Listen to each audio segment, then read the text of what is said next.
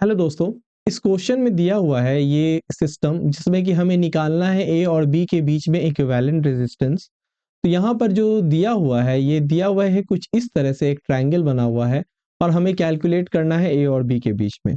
तो जब ए और बी के बीच में कैलकुलेट करना है और सारे रेजिस्टेंस आ रही है जो कि वो 10 ओम का वैल्यू है, तो हमें ए और बी के बीच में निकालना है। तो निकालना है इट मीन्स क्या है, यहाँ से जो भी कनेक्शन होगा, कनेक्शन आपका इसी तरह से होगा। ये एक बैटरी होगा और बैटरी आपका इस तरह से कनेक्टेड होगा। इट मीन्स ए और बी के बीच में हमें कैलकुलेट करना है। यहाँ पे देखने की वाली बात ये है कि ए सी बी डी ये जो एक बन रहा है, यहाँ पर एक व्हीट स्टोन ब्रिज बन रहा है और व्हीट स्टोन ब्रिज कुछ इस तरह से बन रहा है आपका। अगर आप यहाँ देखें व्हीट स्टोन ब्रिज में क्या होता है, अगर यहाँ से ये ए निकल रहा है, ए से कनेक्शन है और ये आपका कनेक्शन अगर आप देखेंगे इसको, और फिर यहाँ सी, और फिर सी से ये पॉइंट है आपका डी, और फिर ये पॉइंट है कुछ आपका, यहाँ पे डी पॉइंट आ गया, ये ए पॉइंट आ गया, ये सी पॉइंट आ गया, और फिर ये आपका बी पॉइंट आ गया। ओके, और फिर ये रेजिस्टेंस आ गया। तो यहाँ पर हम देख रहे हैं कि जब हम लोग जानते हैं एक बैलेंस सर्किट में क्या होता है, एक बैलेंस्ड सर्किट में क्या होता है आपका P बाई क्यू, ये क्या है P है और ये क्या है रेजिस्टेंस Q है और ये क्या R और ये S।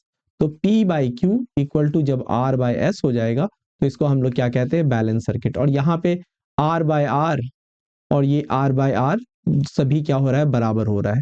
तो इट मीन्स कि क्या है, ये जो है आपका, ये सिस्टम आपका पूरा क्या है, एक बैलेंस सर्किट है। तो बैलेंस सर्किट है तो यहाँ पे हम लोग इसको क्या करेंगे, यहाँ से नो करंट, यहाँ से क्या है, यहाँ से कोई भी करंट आपका फ्लो नहीं करेगा, यहाँ से आपका कोई भी करंट यहाँ से फ्लो नहीं करेगा। जब यहाँ से करंट ही नहीं फ्लो करेगा तो इसको लेने की कोई ज़रूरत नहीं है।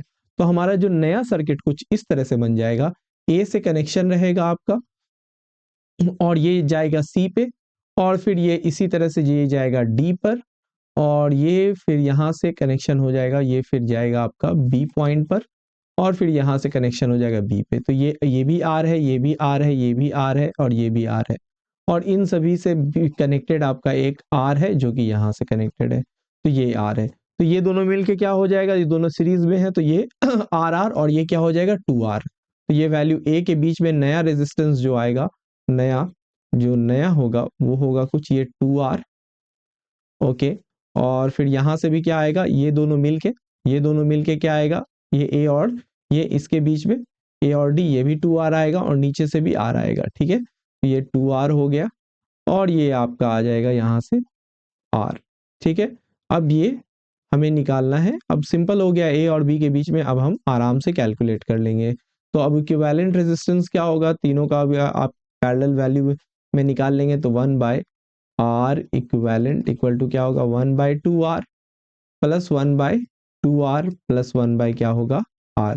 तो 1/2R और 1/2R ये दोनों जुट के क्या आ जाएगा, 2 इंटू 1/2R, और ये प्लस 1/R। तो ये कैंसिल हो जाएगा, ये दोनों जुट के, और ये वैल्यू क्या आ जाएगा, 1/R प्लस 1/R, ये वैल्यू क्या आ जाएगा आपका 2/R, यानी कि ये 2/R हो जाएगा। ये है R इक्विवेलेंट। तो R इक्विवेलेंट क्या हो जाएगा आपका वैल्यू, R/2 हो जाएगा। ठीक है, यानी कहने का मतलब क्या है, 10/2 यानी कि 5 ओम।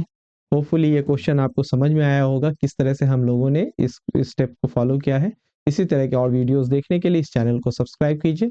Thank you.